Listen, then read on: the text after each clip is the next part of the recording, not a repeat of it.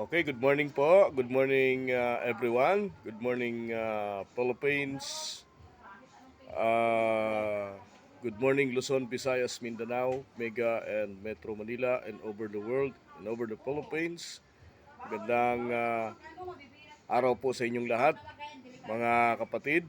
Good morning. I'm Pastor JB. I'm here in a workplace at Welcome Plaza Mall at Libertad, Pasay City.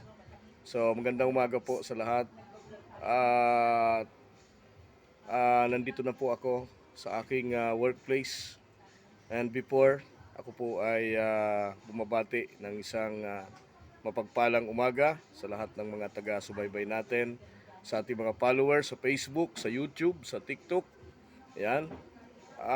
Remember, ang ating pong Facebook, ang ating JB Wellness Blind Massage, meron po siyang 3,000 followers. Ang ating pong TikTok, meron po siyang 2,000 followers. Ang ating pong YouTube channel, meron po siyang 238 subscribers.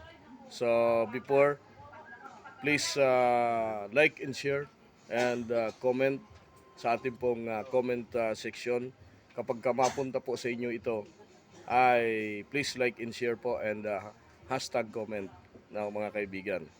Yun. So, yun po yung ating ginagawa na pinapakita natin yung ating uh, location, ang ating workplace. At hindi lang po yun, siyempre po mahalaga na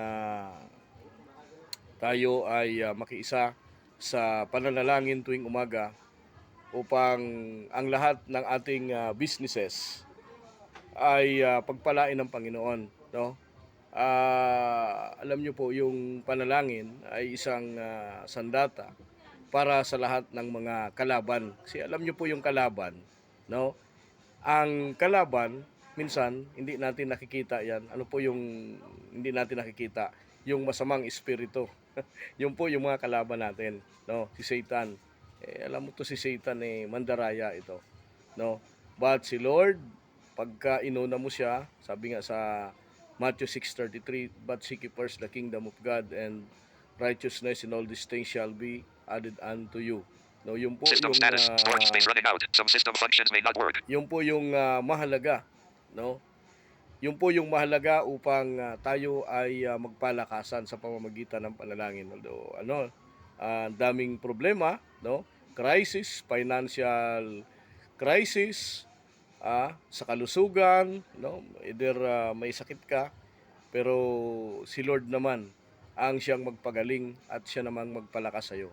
No, according to the Matthew chapter 4 verse 4, sabi nga dito, hindi lamang sa tinapay nabubuhay ang tao maging sa salita ng Diyos. So, yung katawan natin ay pinapakain natin 'yan, no? Binubusog natin para tayo ay masigla, no, maliksi. Sabi nga,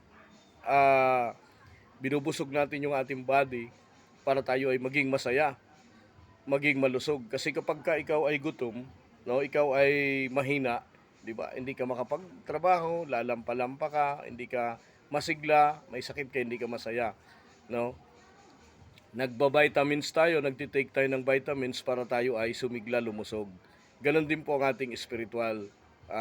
Kailangan din pong maging malakas.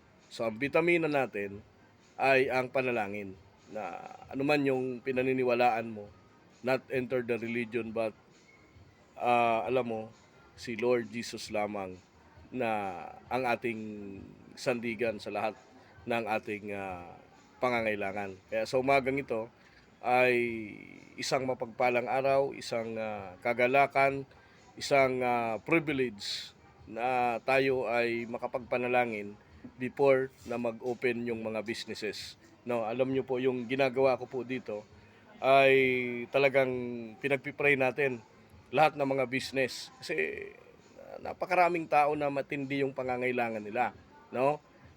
Napakaraming tao yung kagaya ko po, ako imagine, no?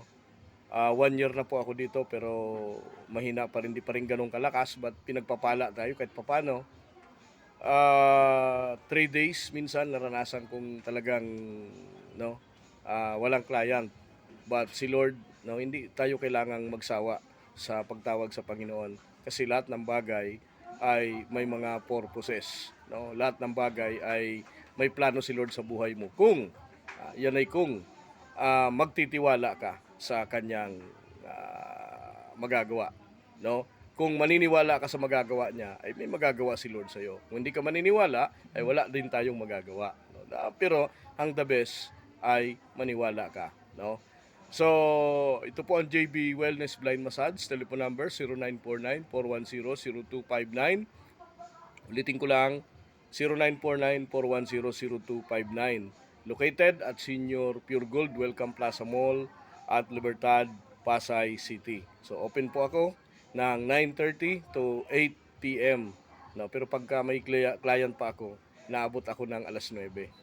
Yon.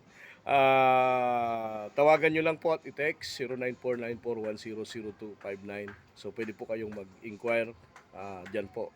At pakipalo yung ating JB 3,900 followers. So, thank you po sa mga nagmamahal. No? Dumadami po dahil sa mga nagmamahal. Dami palang nagmamahal sa atin, ngayon ko lang alam. No? Ang dami pong nagla-like, ang dami nag-share, ang dami nagpi-play ng mga videos natin sa reel. So yan lang po, isang kagalakan po yon na ibig sabihin ay marami pong nagtitiwala sa atin. This is my advocacy. Nung wala pa po ako dito, ginagawa ko na po ito.